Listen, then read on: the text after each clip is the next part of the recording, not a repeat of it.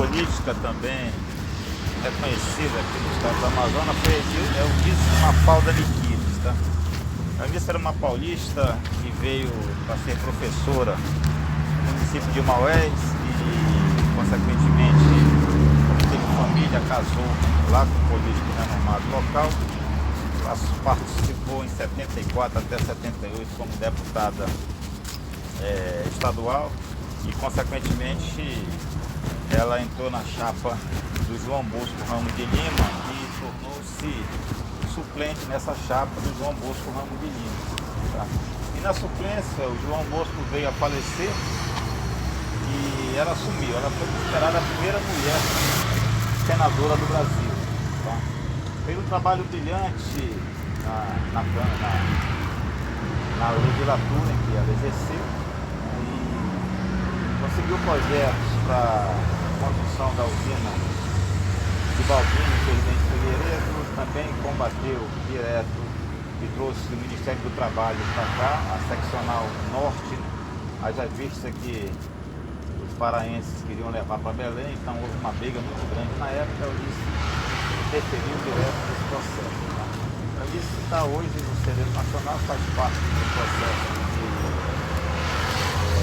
teve Tribunal de Contas da União, já está apresentada hoje e mora em Brasília. Bom, outro político, que nós não podemos deixar passar em branco, foi o Evandro Carreira. Evandro Carreira, Evandro das Neves Carreira, nascido em 1927, falecido em 2015, formado em Direito pela Universidade Federal do Amazonas, eloquente político manauara. Ele tinha uma oratória também fora do sexo, tá? Brigava demais na política local, tá? Ele foi sempre opositor aos governos, apesar de fazer parte desse processo direto e indiretamente. Tá? Foi deputado estadual, senador da República. Fernando Carreira já é considerado o político que mais publicou artigos sobre a Amazônia. Tá? Ele fez parte da Royal Academia Londrina, chegou a ser vice-presidente, escreveu as coisas mais magníficas sobre a questão ambiental na Amazônia. Até porque ele tinha acesso direto à editora do Senado, então ficava muito fácil ele publicar via biblioteca do Senado. Então ele publicou inúmeros livros da bioma amazônico. Ele foi um dos primeiros a escrever sobre a situação da questão hidrológica, hidrográfica do Amazonas e também sobre as placas solares da Amazônia do nosso bioma amazônico. Tá? Recado Amazônico foi um livro que ele fez de 10 exemplares, né, de 10 sessões, basicamente 10 volumes. E dali em diante ele começou a publicar e teve várias publicações renomadas em questão ambiental da Amazônia. Era conhecido regionalmente como a maldição da rodela, porque ele era da oposição do governo do Estado, na época do Roberto Mestre, e tinha uma rodela que era o brasão dele, que era o timão do Estado. Então, isso ali era a maldição da rodela. Ele usou isso na campanha política e foi eleito senador da República contra os mandatários da gestão do nosso Estado. Evandro de Neves Carreira. Esse era o nosso político.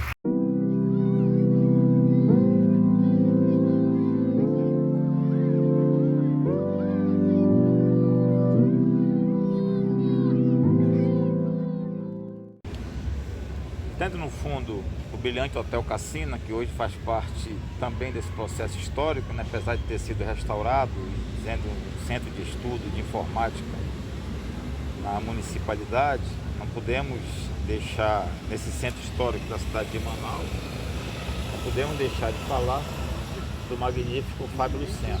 Fábio Lucena foi um dos maiores oradores desse estado, né, foi deputado estadual, teve brigas políticas muito grandes, escrevia para o jornal local, tá? Foi senador da República, juntamente com a Eunice Mafalda Liquides, participou ativamente do cenário político do Estado, né? Morreu muito jovem, com 47 anos, em Brasília, cometeu suicídio.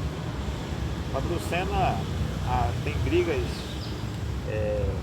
pitorescas dentro desse Estado, né? Tem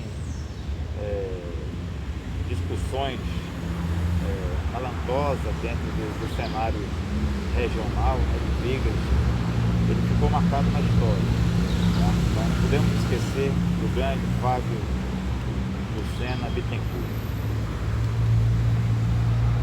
Outro político renomado também na cidade é Gilberto Mestrinho de Medeiros Raposo, né?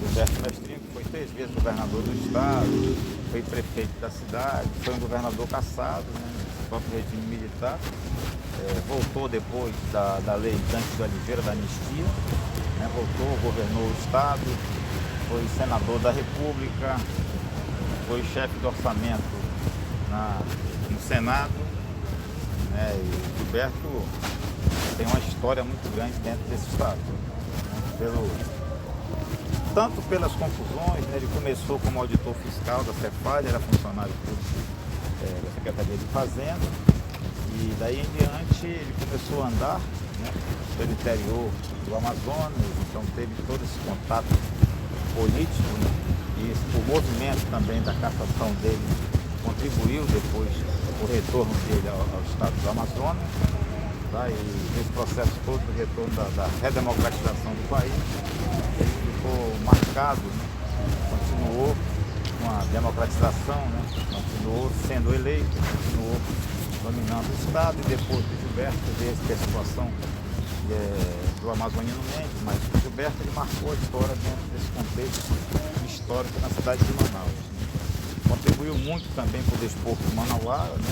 Fazendo parte desse processo de apoiar o Nacional Futebol Clube do Campeonato da Amazonense, que fazia parte, como todos os políticos, né? Então esse processo todo deles de se envolver com o esporte, né? Trabalhar com o esporte, porque quer queira ou não, o esporte dá volta, né? Então esses políticos, direta e indiretamente, eles todos, né?